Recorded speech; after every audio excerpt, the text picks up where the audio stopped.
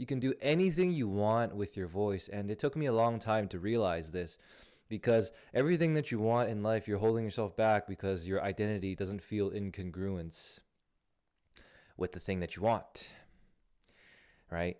You feel contracted. You feel, you cringe a little bit when you do that thing that's deeply uncomfortable, and yet secretly, deep down, that very thing would get you to the thing that you want, and maybe more importantly, to what you need. So without further ado, let's hop into today's episode. The title of today's episode is called Ego Is the Answer,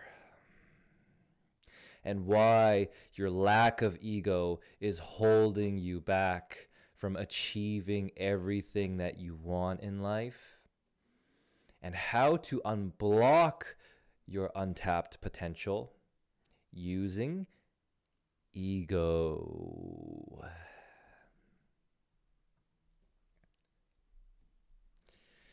So, you've been misled, partially.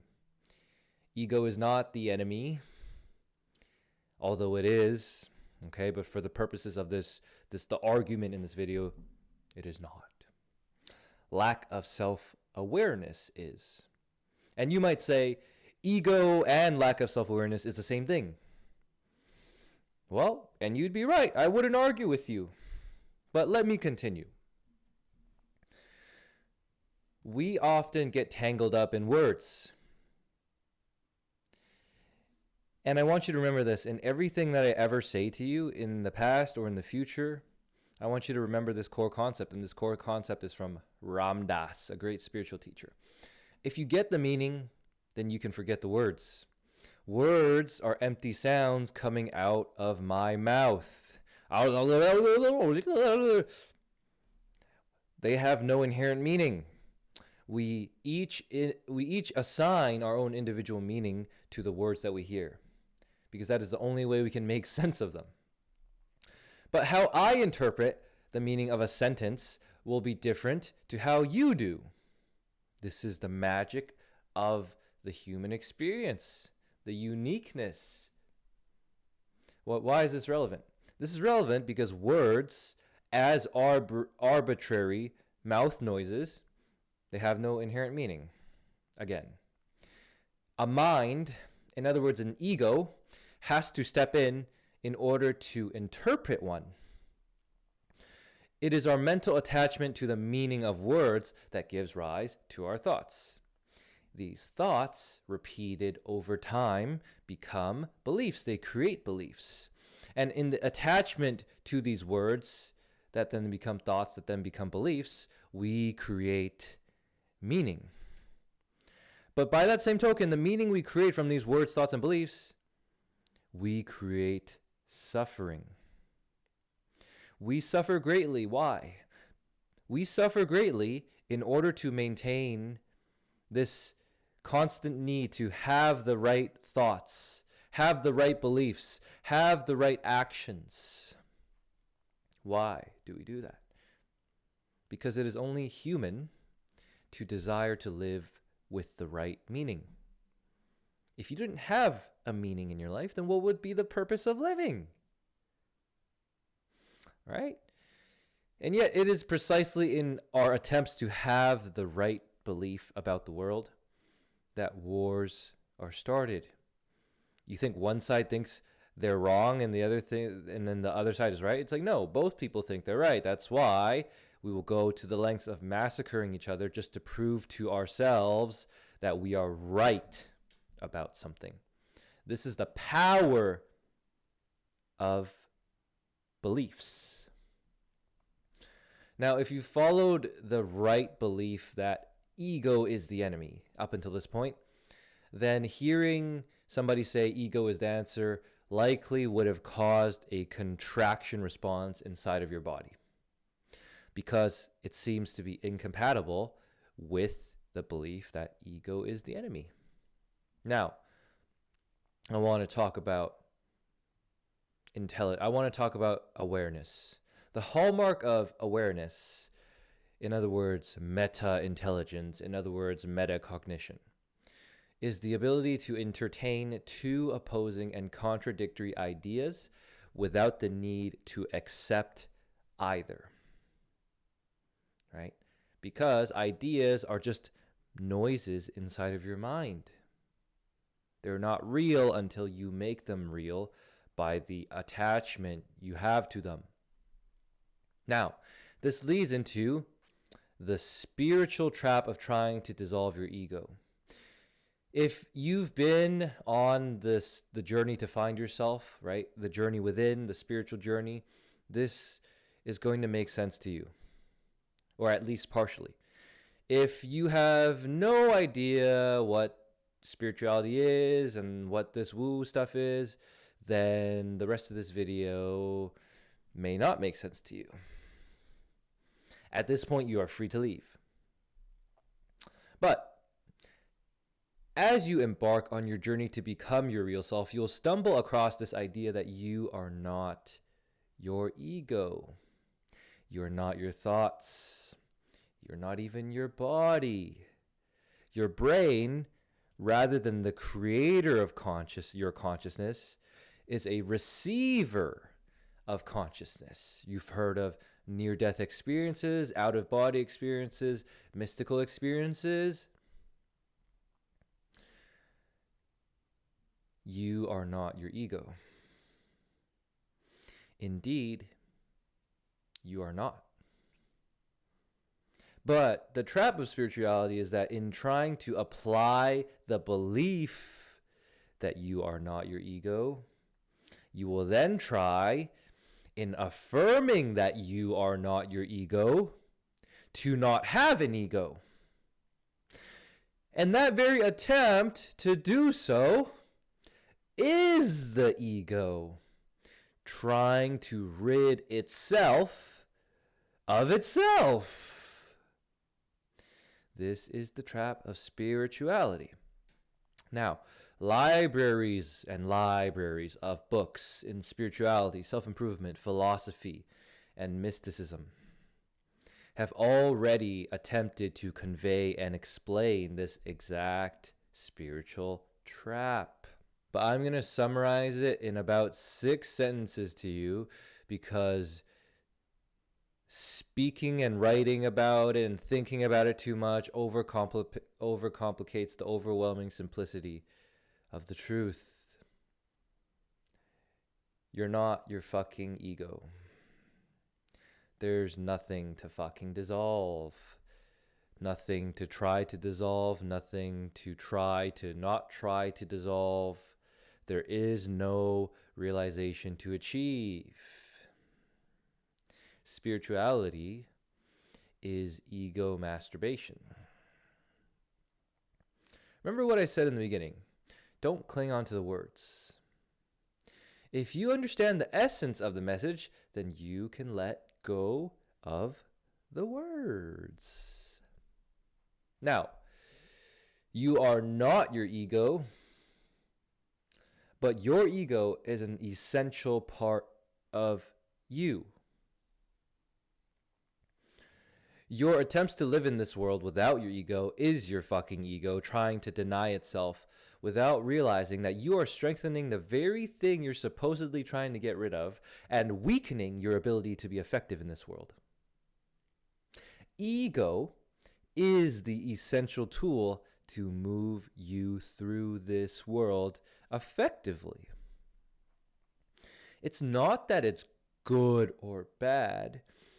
It's that, is your relationship to it good or bad? How can you operate in the world without ego? Try. It might take you 3 decades of meditating.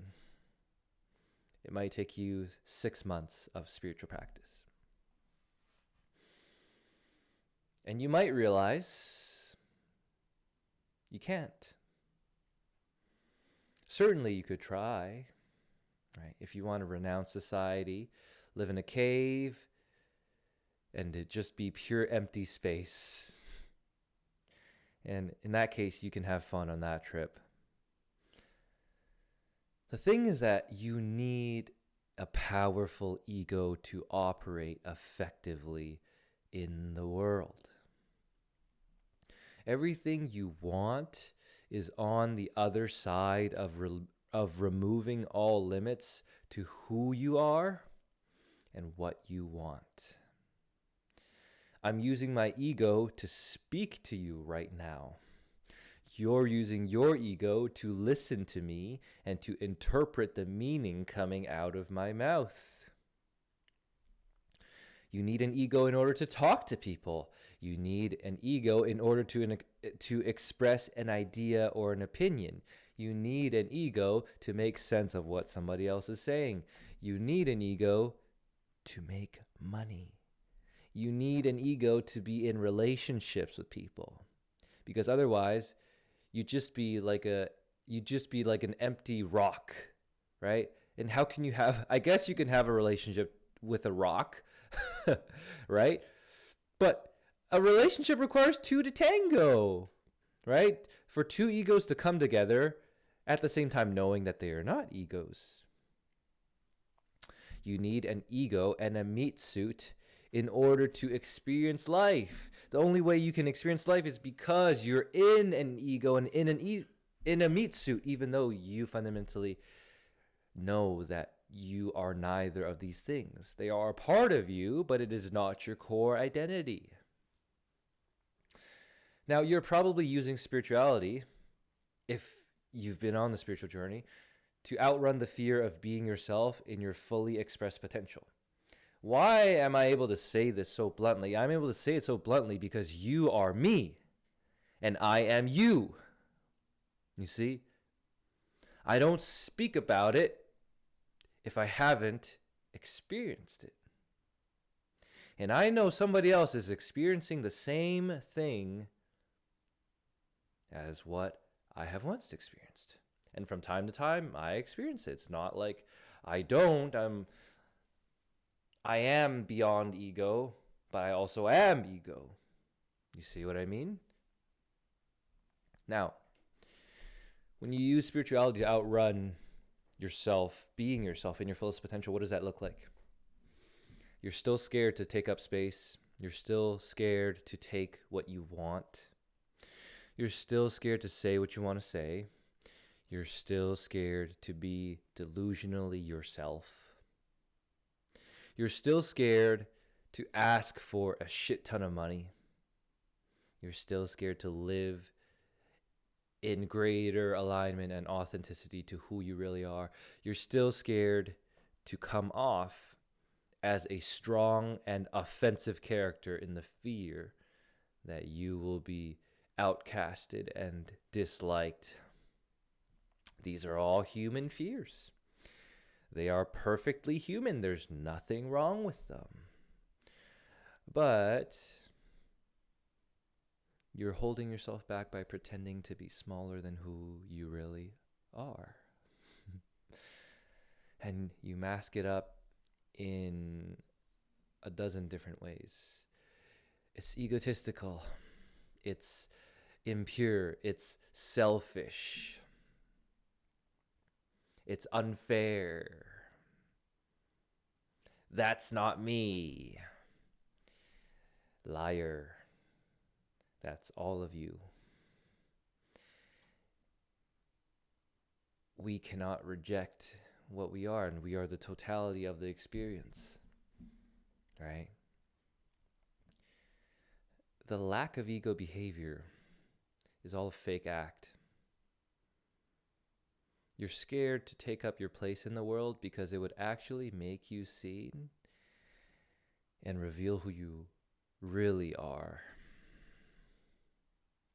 Your fear of integrating and embracing ego as a part of you is the reason. And that's the funny thing, because you are selfish, I am selfish,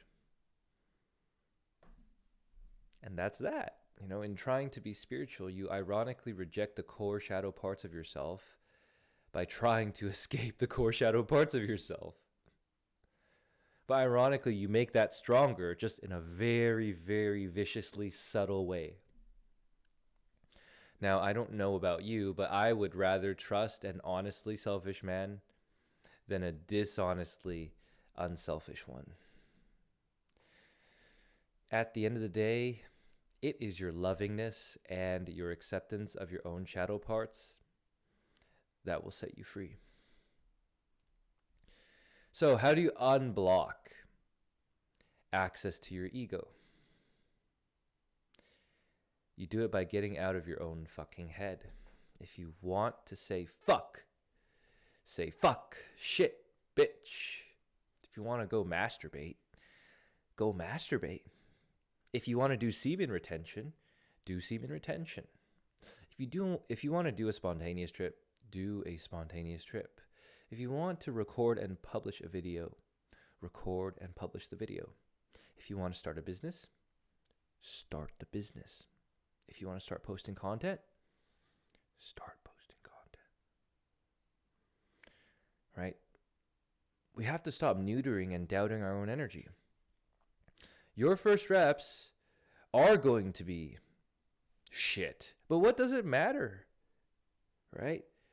It's your willingness to unblock it will finally set you free, because more planning is not doing the thing, more preparing isn't doing the thing, putting it on your calendar isn't doing the thing. Buying a course to learn about how to do it isn't doing the thing. Thinking about it isn't doing the thing. Putting it off tomorrow isn't doing the thing.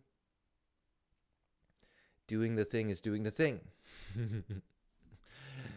And it's so funny because all of self-improvement and spirituality will move you away from doing the thing that you need to do until you just go ahead and do the thing. Okay? So let's stop neutering and doubting our own energy. Let's show up carrying a conviction in knowing who we are. And I'm working on this just as much as you are. We are constantly working on this, right? Each person has their own vision of who they'd like to be and the life they'd like to live, and it's going to look different for everybody. So there is no comparison in this. No more preparation for the things you want in life. Be it. Own it. Do it.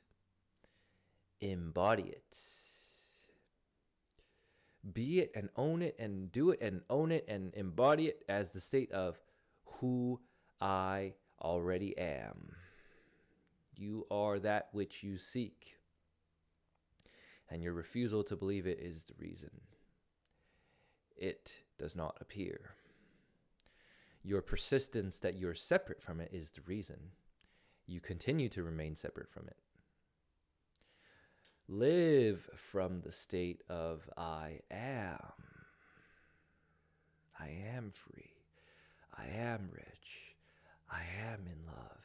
I am doing what I want. I am living exactly the way I want to live. So, what is the thing that you're avoiding today? Do it and don't look back. Feel the adrenaline surging through you as you move through the action and take it to completion. Congratulations. You're fucking alive. And you don't need to be afraid of feeling that full aliveness. If you know thyself, you may know others. Every word of you I used in this episode is also just me, because I am you and you are me. Okay. Don't get bogged down with over-optimization. Over-optimization is gay. There's absolutely nothing wrong with gay. But do you notice the ways that we castrate ourselves by holding back on doing or saying or being things that are deemed unacceptable. Unacceptable to whom? The Matrix? Fuck the Matrix. Fuck pleasing the Matrix. Go out and just live your best life and operate from that center. Live it from love. Love yourself. No more thinking. Go out there and be who you want to be. More episodes coming on speaking your voice, on delusional self-belief, on creating the reality of your dreams. How do you bridge the gap between a dream and your reality? How do you unhide yourself from who you really are? How do you develop a magnetic, physical, and energetic presence? How do you make more money by unblocking your kinked psychology surrounding money? These are all topics I look forward to diving into more on the upcoming episodes. Oh, and of course, we always talk about love because everything is love. At the end of the day, without love, we are nothing. What is the purpose of anything without love? That is what reality architecture is founded upon. It's currently in the works. I'm building a community and course and one-to-one program of reality architecture. This is to your best self and the version of you know that you could become. And if you get the meaning of this video, then you can forget all of the words that I've just said to you. I'm Cyrus Yang. This is Reality Architecture. Thank you for joining me. I'll see you in the next one. Hello. Welcome in, everybody. Settle down. Grab your seats. Settle down. We are about to begin. I'm your host, Cyrus Yang. This is Reality Architecture, episode number 9. Today, we're going to talk about a very special topic. And before we start on the topic, I want to talk briefly about, it's hilarious to me that I can speak like a fucking MC or a podcast host now, because I'm just acting. This is just a performance. This is just a persona,